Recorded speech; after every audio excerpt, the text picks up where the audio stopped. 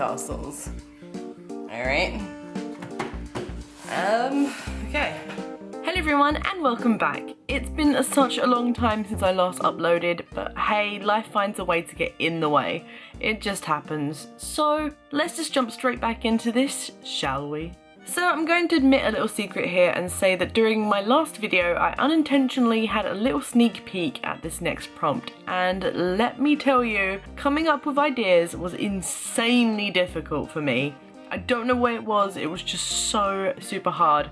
I didn't want it to be too boring by making it so super obvious because I want my art to stand out and be unique, which I think ended up putting a lot of pressure on myself, and then I got artist block, which will hopefully be cured by the end of this prompt series, or at least maybe I'll have some kind of handy tips to avoid it or break it in the future. But I got stuck on this prompt so bad for ages, and I think overall it just put me off making a video entirely.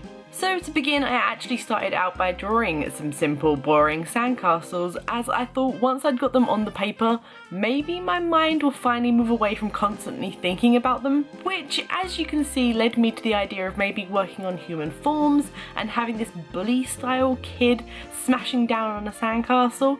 But man, how cliche is that? Which is when the epiphany happened. I actually received a pop-up notification at the time for Pokemon Go, and then it hit me. Why not combine my love of Pokemon with this prompt? And what goes with sand? The ocean. What's the ocean? Water. So, water Pokemon it is. It's a little bit of a stretch, but at the time I was actually stuck on the Evolve a Magikarp mission, which if you've played the game you'll know requires 400 candy to do so. So the endless hunt for Magikarp in the past few weeks has been relentless. I never want to see another Magikarp again, because since filming this and doing the voiceover for this I've actually completed it and I've got my Mew, so yay me! But oh my god, never again. I think at this point I was also a bit like meh to the prompt. I finally caved and went with the boring, plain and simple sandcastles. However, in this situation I think it actually worked. Having a simple setting surrounded by the profound grounded the idea and made it a little bit more believable and easier on the eyes to digest. Or at least that's what I'm going with.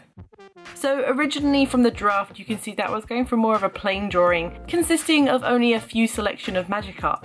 However, looking back at the draft made me realise that no, this isn't what I want my art to be about. I want more out of this. It may be simple, but I want to put in more characters and more detailed to make the simple more complex.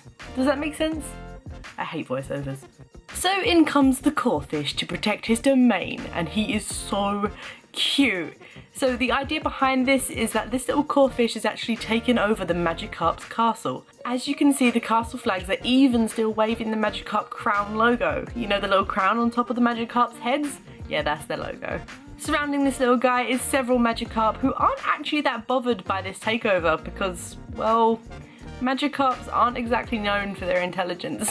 However, skulking in the background is of course an adorable little Krabby, maybe ready to challenge the Corphish, maybe to nibble on any treats left over from the Magikarp Corphish battle, who knows?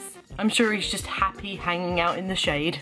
Of course, unbeknownst to the little Corphish, there is also another challenger awaiting in the depths below as Gyarados' towel quietly flickers in the distance. So since it's been quite a while since my last prompt video, I thought once again I would use watercolours to paint my piece. I thought it just makes sense to start off with an easier medium from which I'm somewhat used to compared to jumping straight into something new and scary. Especially for this video, but don't worry guys, new and scary mediums are coming soon.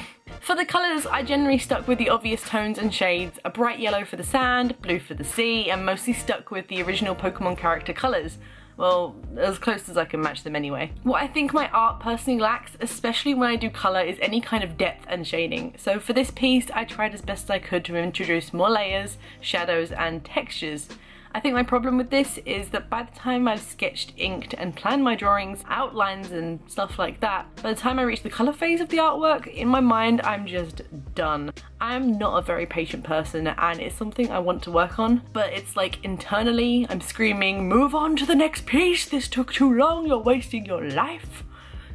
So yeah, which of course is ridiculous as there is no time limit on art, so I don't know what my internal self is thinking. I think generally I'm okay with this piece, but looking back now, I wish I worked more on the sea and the sky. Another downfall of mine is landscapes. I prefer to work on characters and often neglect landscapes and backgrounds. Again, thinking that it's usually the majority of the paper, it takes up more time, thus my need to rush it. But again, something to work on throughout this prompt series is of course working in more detail on landscapes and on the skies and backgrounds and all that stuff, really. Although I do quite like the colours of the sky that I put into this. I wish it had a few more depthy colours, if that makes sense. It just needs a bit more, but I do like where it started, and it was meant to be this kind of pretty sunset after like a long day of battling. The Corfishers won and the sun setting, that kind of thing. Overall, I really enjoyed drawing these Pokemon characters. These are now some of my favourite Pokemon, especially Corfish, with Krabby and Magikarp always being favourites, especially in that episode where Krabby kind of walks along the beach. I think Ash is like laying on the floor and Krabby kind of bubbles up next to him out the mouth.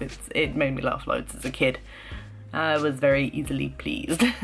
And if you guys watch Pokemon or play Pokemon Go, comment down below which is your favourite Pokemon, and maybe leave your trainer code if you play Pokemon Go, and I might add you. So anyway, I really hope you enjoyed this video. Don't forget to hit that like and subscribe button.